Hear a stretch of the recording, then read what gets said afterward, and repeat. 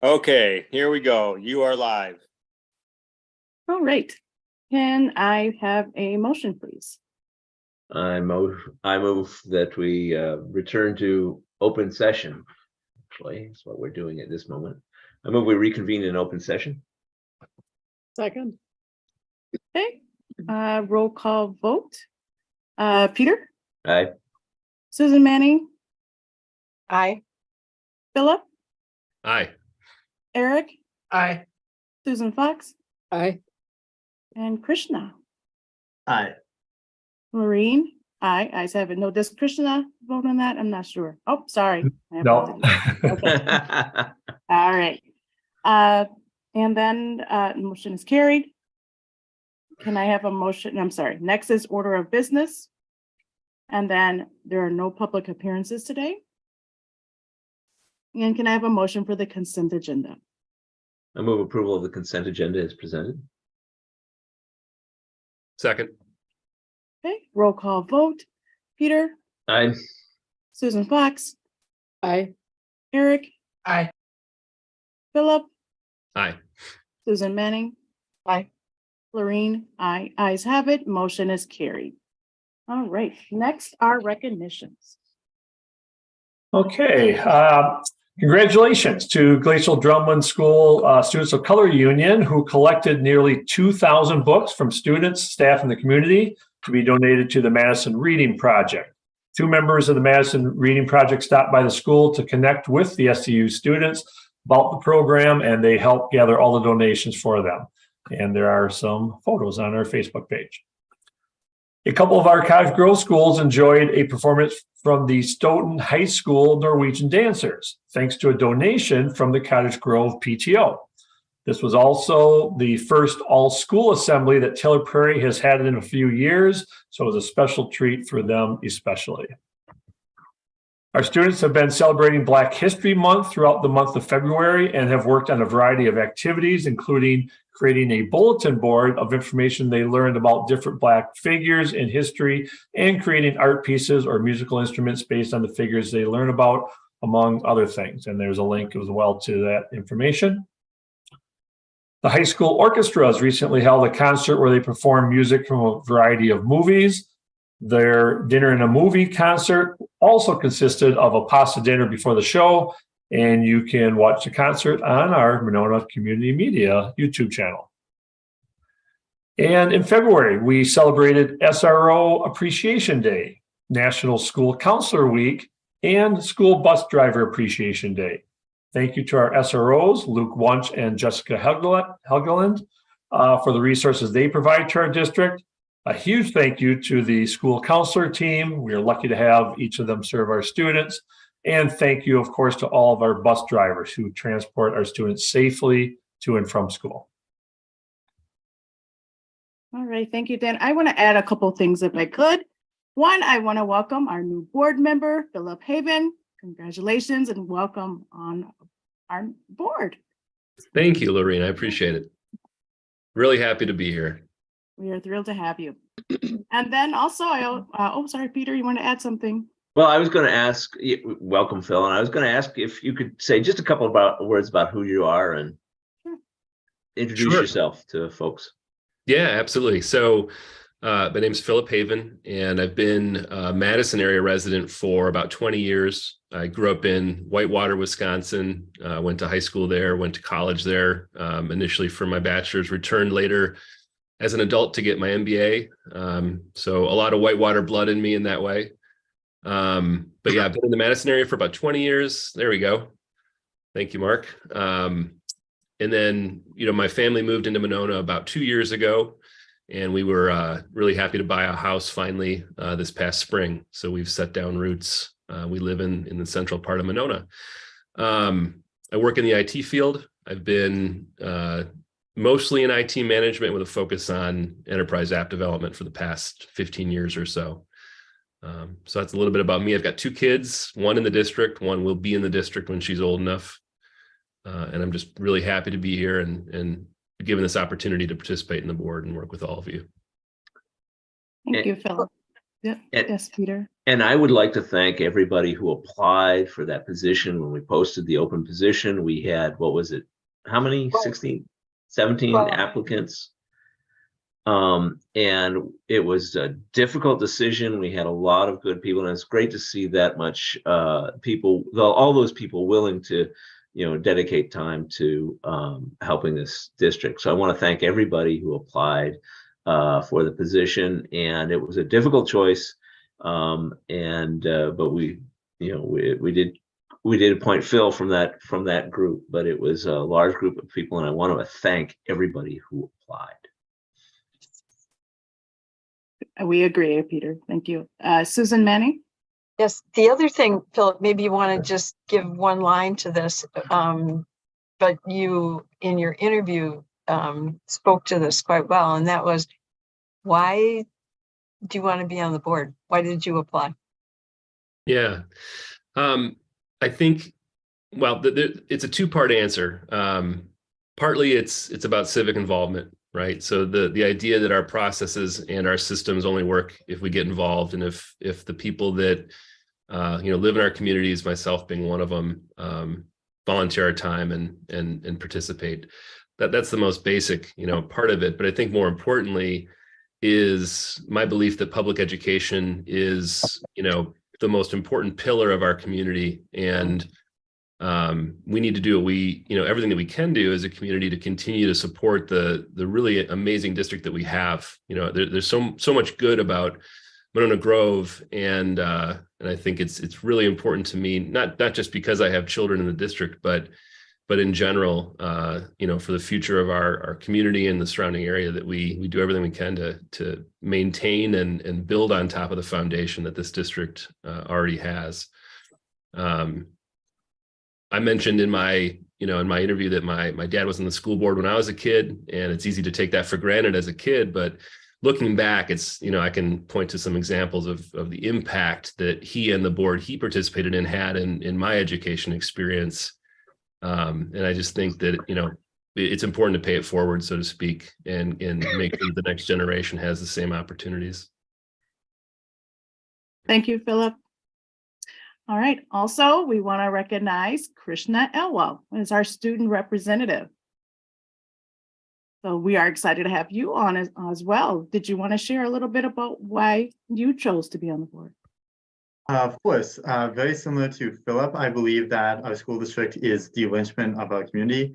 And I also believe that civic involvement is tremendously important in our community, as well as just for me personally, especially with the past few years of absolute chaos, especially with COVID. For me, finding a place where I can use my voice and create a better change is something that I've wanted to embody and have searched for pretty much in every area of my life. And so to me, it is a tremendous honor to have the ability to serve on the board, and I really look forward to our further collaboration. Thank you, Krishna. Dan, can you explain the process that Krishna went through to be selected? Sure, be glad to. So you may recall the board actually adopted a policy a few years ago that would allow to have a student representative to the board. And really what the policy does is authorizes the high school administration to come up with a process for a selection for that student rep. And so what Principal McGrath did is, first of all, put notice out that we were looking for a student rep. I believe there were 5 individuals that initially expressed interest. And then eventually, I think each individuals had an interview with Mr. McGrath, as well as Melissa Hahn, one of our associate principals. And then they made the recommendation for Krishna to join us. So I think, I as well think, as far as the value of having a student voice, so much, and interestingly, it ties into, that's one of the key pieces of our strategic plan, right? In our educational day-to-day work. And so in general, having that student voice, I think, is going to be really valuable. And in particular, with Krishna as well, I think will really add a lot. So also really thrilled to have you with us, and glad you're here. Thanks. Thank you. Well, All right. Oh, go ahead, Susan. Dan, maybe you want to explain kind of what the role of the student rep is? Because I think so that the public understands how policy opens that position up, but then limits it in some ways in terms of an elected board position. Sure, absolutely. So, of course, you as elected officials, right? You have statutory authority that you're given by being elective board members, and so it is a non-voting, position, of course. But you also have that authority then as board members to determine school policy or board policy, excuse me. And you have by policy authorized this position to have a voice at the table to be able to participate in discussion on all of your agenda items, just like any other board member. And so, the only thing I will work with Krishna about, of course, can't, necessarily share confidential, documents that are personnel related. But as far as items that you're discussing in open session, you absolutely, he has, by your own policy, right to participate in discussion as the rest of you as elected board members. Thank you, Dan. Peter? And just having witnessed Krishna put the governor on the spot, I just have to say we're all in trouble.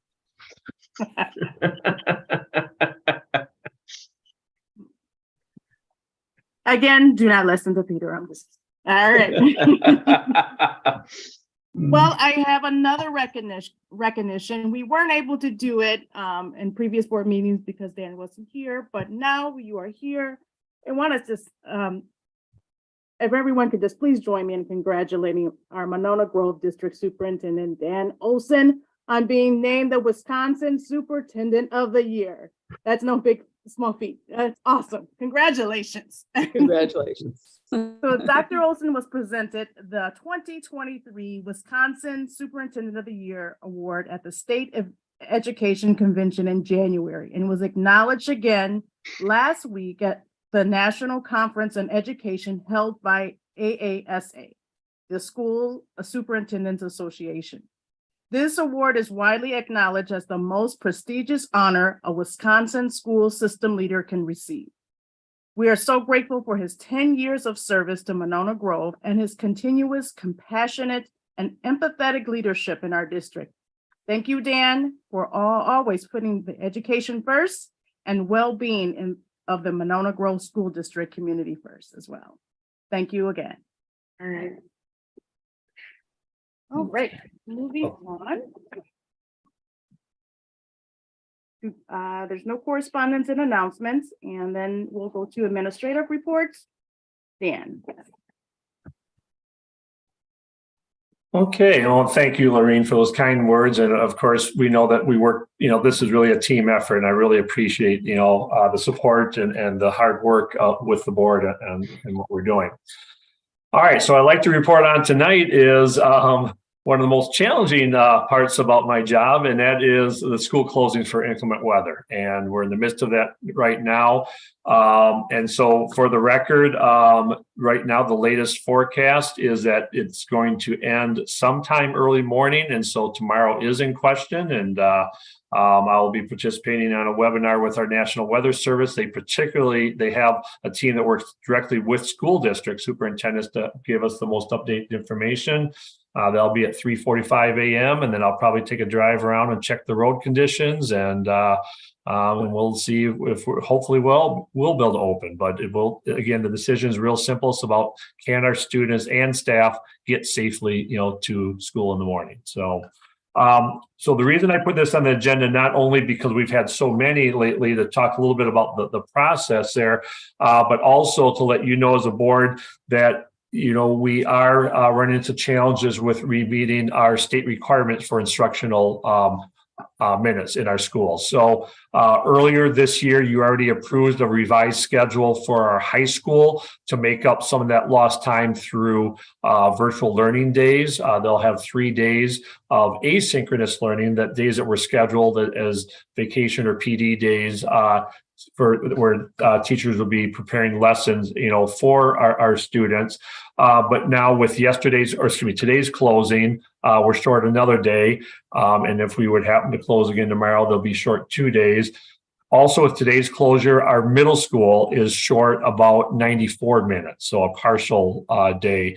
And so I will be bringing a recommendation to the board at a future meeting, either the next one, most likely the next one, so that we can, whatever adjustments we need to make, that we can inform our parents and students and staff of what that will be. So plan on that being on the next agenda, a proposal over how we're going to make up those minutes. And hopefully this will be it for the winter, but it's not uncommon to get that March snowstorm sometimes too. So any questions I can answer about the process or details with the closings or with the school hour situation? Eric? Dan, when you have your meetings with the other superintendents, how much does that play a factor in your decision of closing schools if the surrounding areas are doing the same?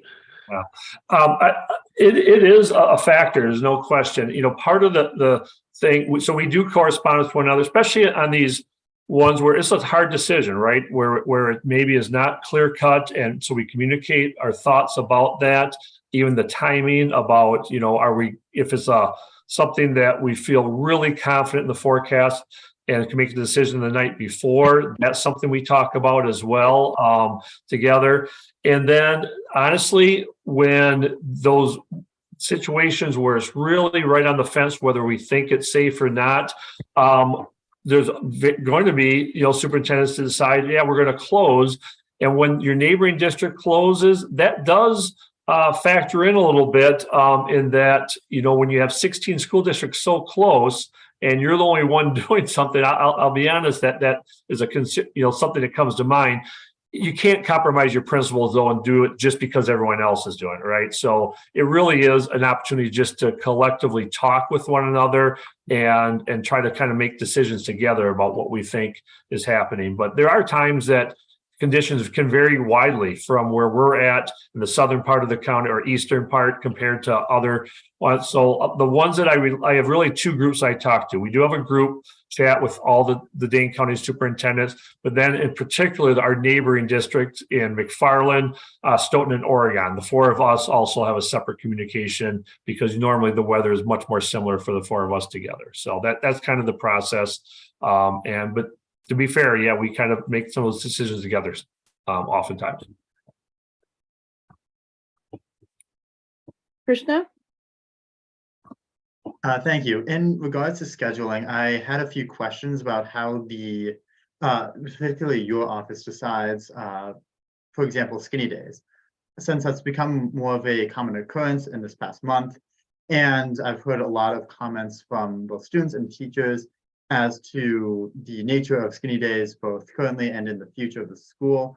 I was just curious to see how the possibility of snow days and therefore skinny days plays a factor into your planning, and whether or not you see a future in the continuance of skinny days in our school schedule. Yep, great question.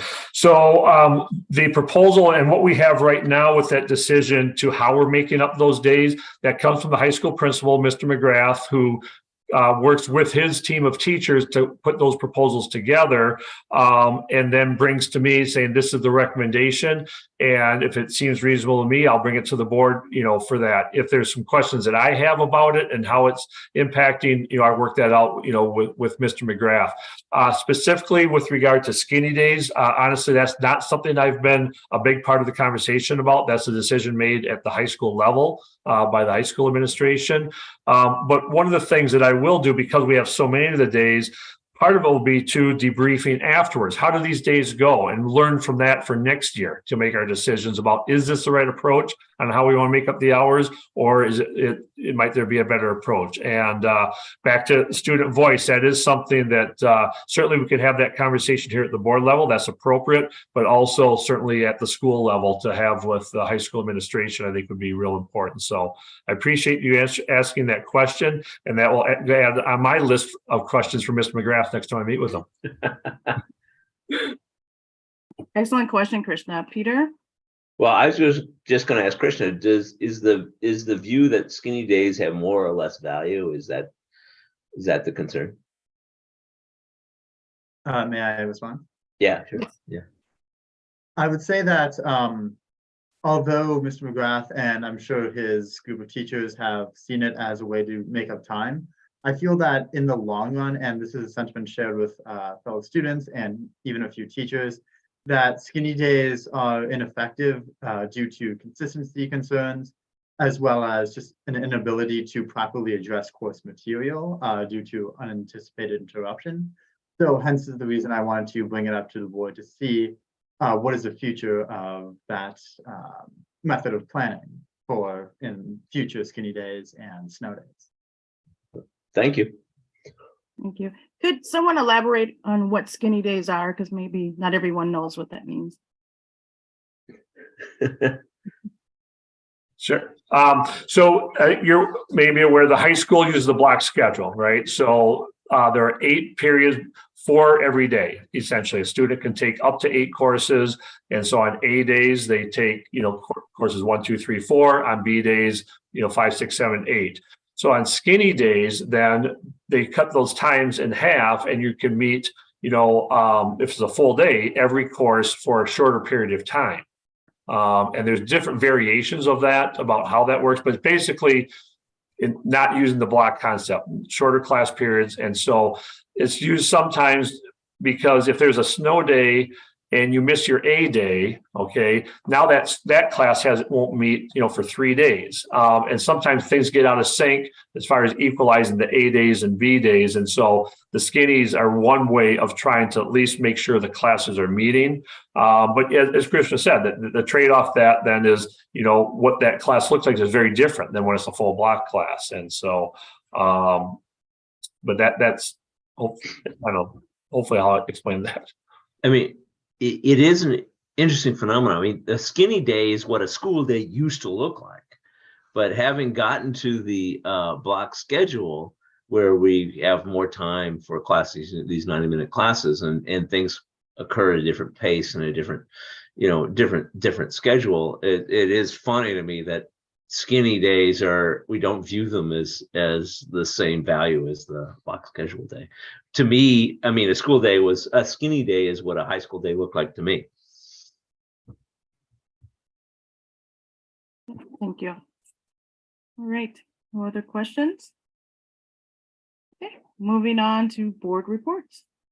Monona Grove Education Foundation, Susan Manning. The Monona Grove, and I also attached a report for you.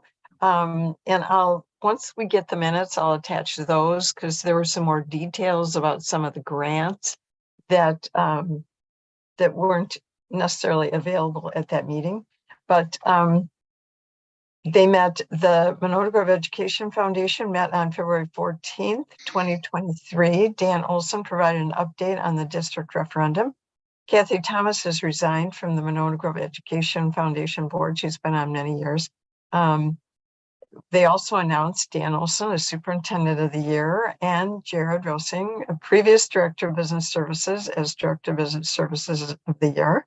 Under new business, there was a really excellent presentation by Torin Young and high school students relating to last year's college visit trip by the Black Student Union and how positively they felt about. So it was nice to kind of hear that side of it, and how meaningful that was to the students in terms of seeing the schools and being able to take a college visit. And they actually are planning to go back to New Orleans and see some of the same schools, Tulane, LSU, a couple others.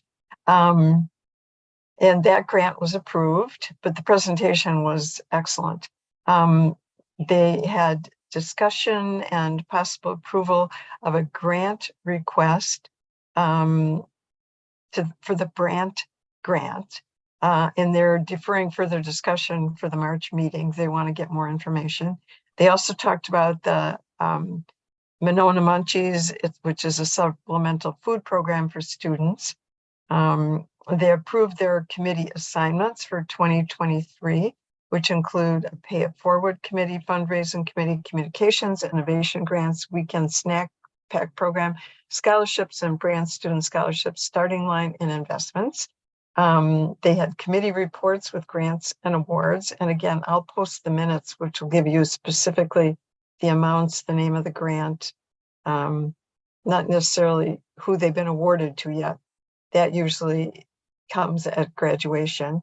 They approved a teacher request for an innovation grant that is classroom observation of peers to work on staff improvements, which is kind of interesting because I vividly remember Tom Howe telling the story as he brought forward the teacher mentoring program.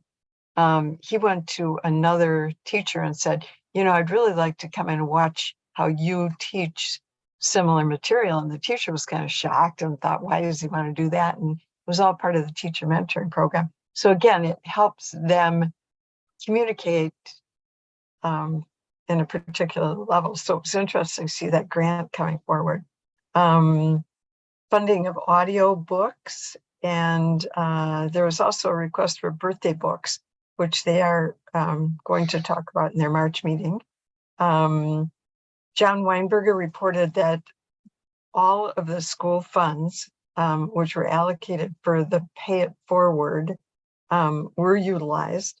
They're updating a winter close budget for each school. They're also updating grant requests for swimsuits for when Winnequa or any other school uses the Monona pool for their physical education programs, so that they would have suits available for any students that may not have that. And they also approved a $275 grant for seasonal wear for Winnequa schools. So this group is continuing to allocate, funding as requested and needed. And it's important that the staff understands that they need to receive those grants to be able to make that dispensation.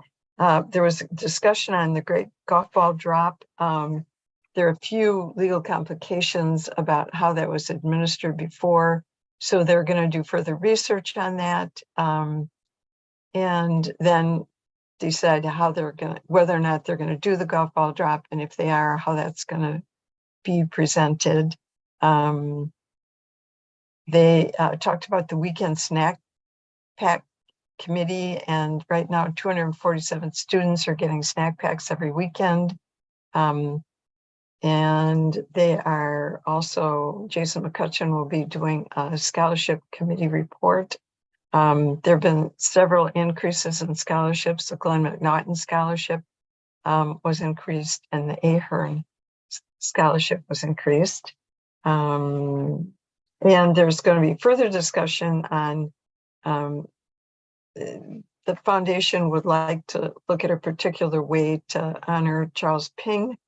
And they're going to be having further discussion on innovation grants, Play It Forward weekend snack program, and a summer scholarship program. Their next meeting will be March 14th at 4 p.m.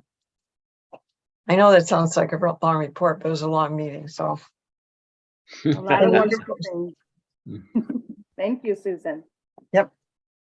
Peter, did you have something to add? No. Oh, okay. All right. Moving on to possible action items. So first one is WIAA, new 2023-2024 cooperative team sponsorship, girls wrestling.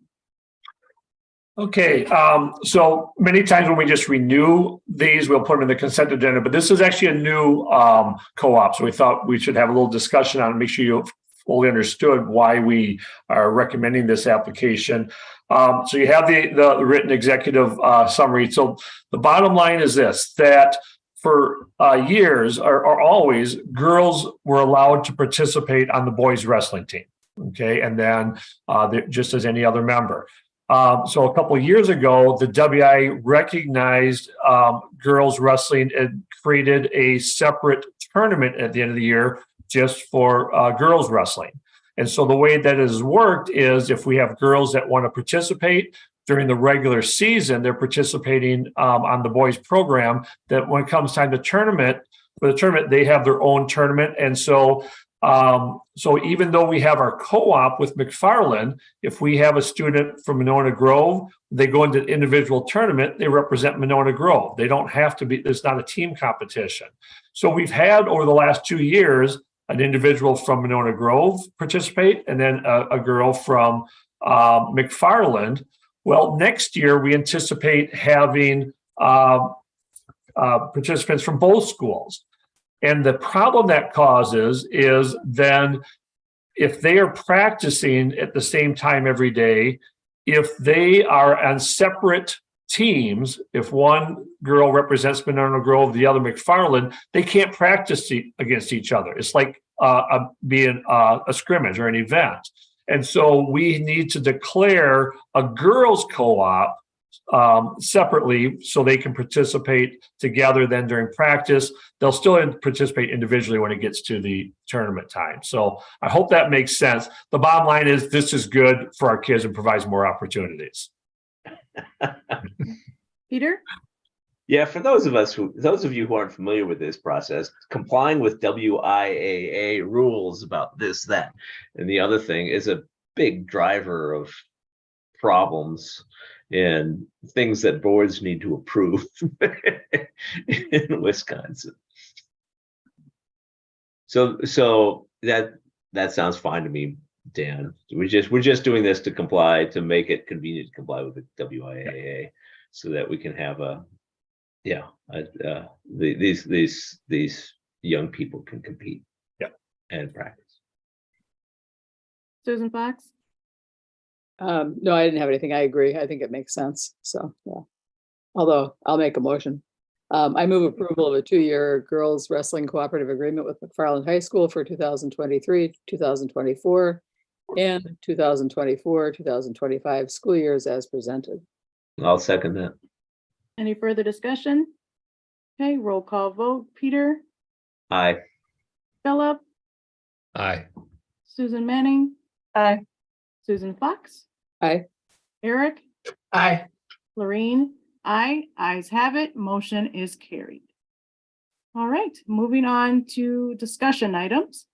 2023-2024 certified staffing plan. Okay, so traditionally, as we get to the end of February, March, we've always looked at our staffing for next year. And so tonight, this is not for approval, but just a preliminary plan about where we're at this point. This will change, as we go through the spring and continue with further evaluation of what our student needs are. But I just wanted to share with you at this point, we're presenting a status quo staffing plan, given the uncertainty of our budget. We're not proposing any new positions unless they absolutely are needed to meet student needs. And you'll see the adjustments at the grade levels at the elementary are based strictly on class size guidelines, as we always look at every year. And so we do have a net increase of one total section, two total sections at the elementary and middle based upon the student class sizes. And then as far as support positions, we are at this point recommending an increase in EL of a full FTE based upon the student needs. So at this point, the total FTE increase is 3.42. Just as a reminder, every time we add an additional elementary section, that means those students also are taking art, music, Phi-Ed, so that impacts the FTE for those positions as well, slightly. So that's where the partial FTEs come in. You should expect that this will be revised at the next meeting. The high school students are still, or the staff is going through the high school course requests. And so I'd expect that there will be an adjustment needed at the high school based on student needs. And then Krista Foster is also in the process of evaluating some of our student services, particularly special ed. And we haven't had a chance to finalize that, but it's likely that we'll see a slight increase there as well based upon student needs. So this is the format that we've looked at. Just want to put it in front of you so that you're familiar with it. And then when we have it where we think that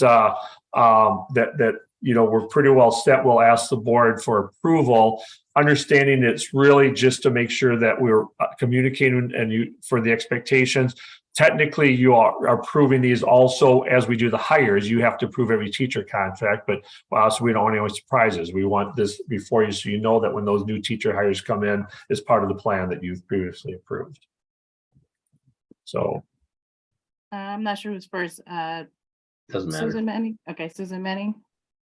Thank you very much, Dan. I think this is a really good format. I think this is really helpful. It gives us a standard information. It's similar to what we've got in the past, so we can kind of get a feel for what this is. And then you gave us in the format the rationale for needing or not needing staff. So thank you very much for giving us this information, giving it to us now, so we're prepared to make a decision about that. I thought this was very helpful. Thank you. Peter? I noticed the enrollment projection increase of 108, which is fairly healthy, and that's good to hear. But 80% of that's at the high school. Is that driving that is open enrollment is what? we have a particularly, for 2 years in a row, we had 2 large incoming classes. So we actually are not taking any new open enrollment at the high school because That's of what it. I thought. Yeah.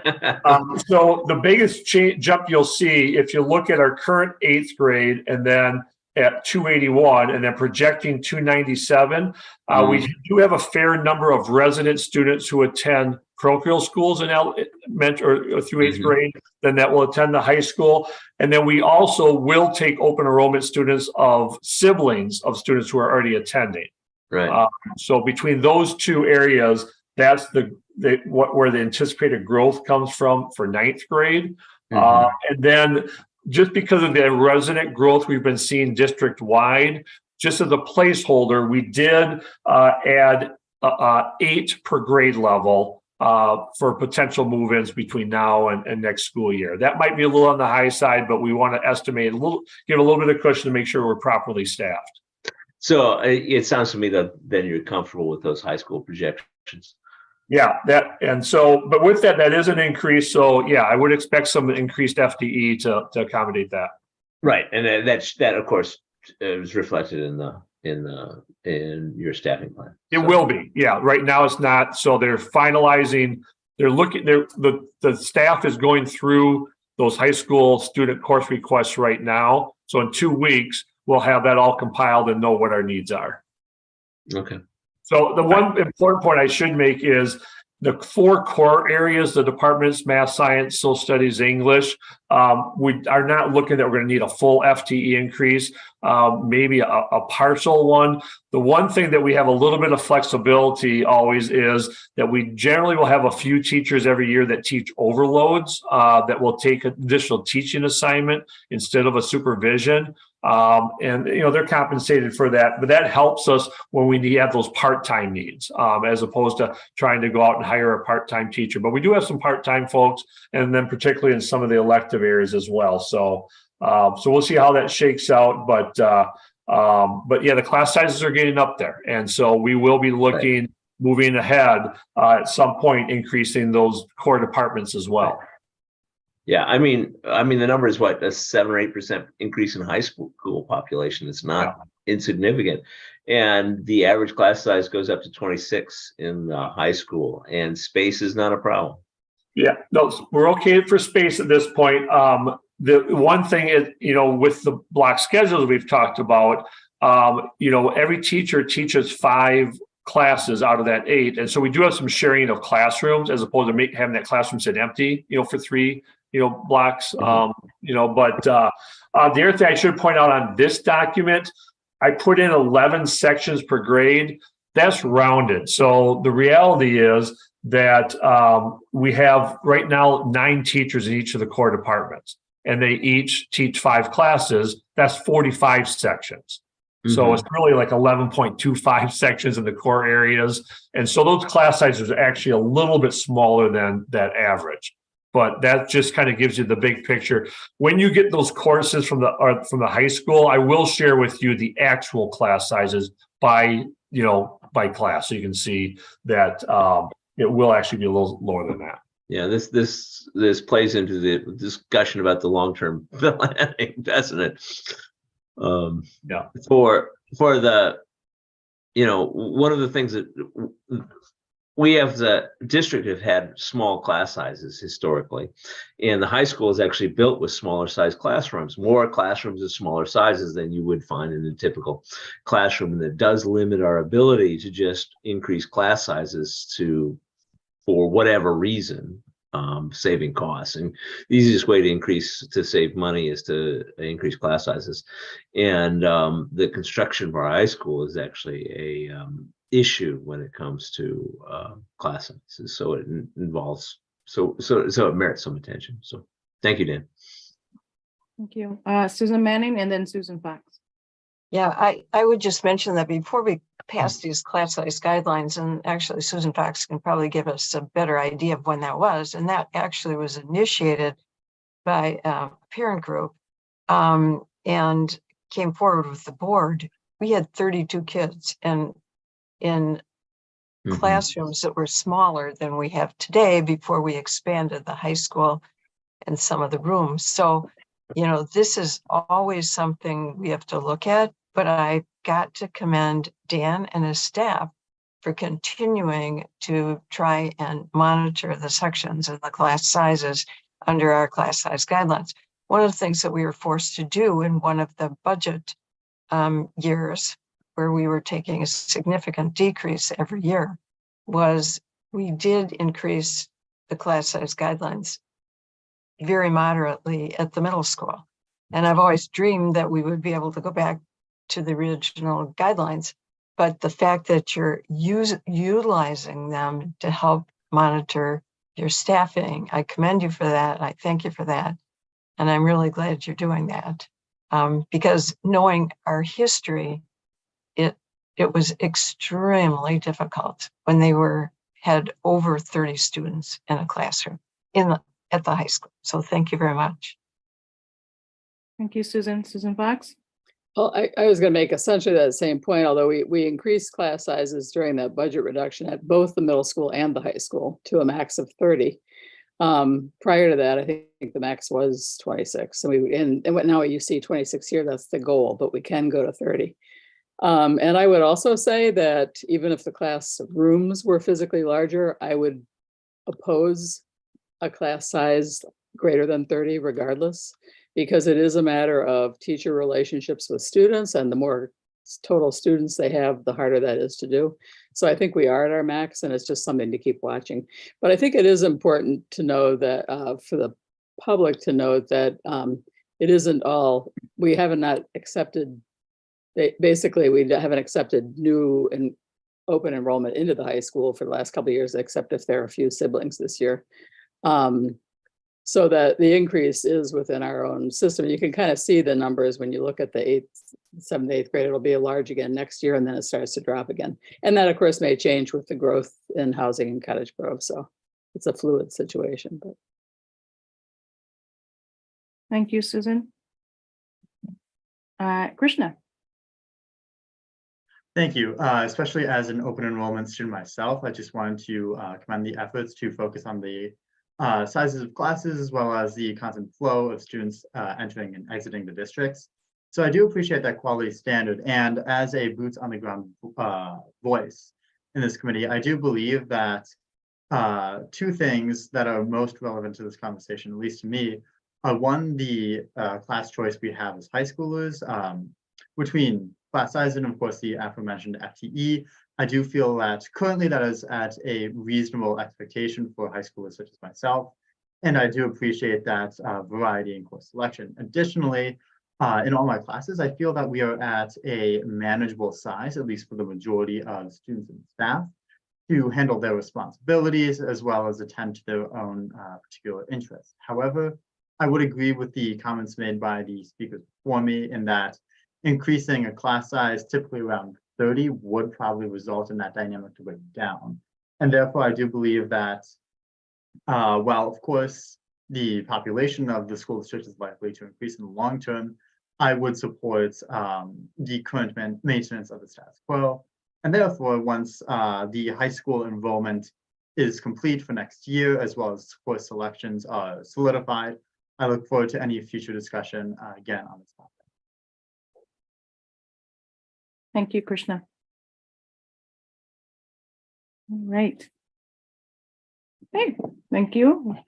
And just have Moving one on. final comment. Excuse me, Lorraine. I apologize. I forgot to mention, you might notice that the 4K and 5K are highlighted in yellow. That's because those numbers are very tentative. We still are in the process of, students who are not currently attending that will be enrolling in those areas. So those numbers could vary, quite a bit yet coming up. Okay, thank you, Dan. Moving on to future meeting dates. They are listed in board docs. Next meeting date is March 8th at 7 o'clock. All right, can I have I'm sorry, Peter? You're on mute. Yes, I'm on mute. Future meeting, at our next meeting, we started earlier today with, we had a kind of a discussion on the referendum and planning and communication, and I think we should circle back to that and have that on the agenda for the next meeting, if that's all right with everybody else. But I think that was a valuable discussion, and I'd like to have us updated and at our next meeting. All right, thank you, Peter. Susan, I just saw you went off mute. Nope, okay. Have a motion, please, for adjournment. Move to adjourn. Susan? Get a second? Second. All right, and roll call. Peter? Yeah, Aye. I'm mute, Peter. Yes, aye. Philip? Aye. Susan? Manning? Hi. Susan Fox? Aye. Eric? Aye. Lorraine? Aye, ayes have it. Motion is carried. Meeting is adjourned.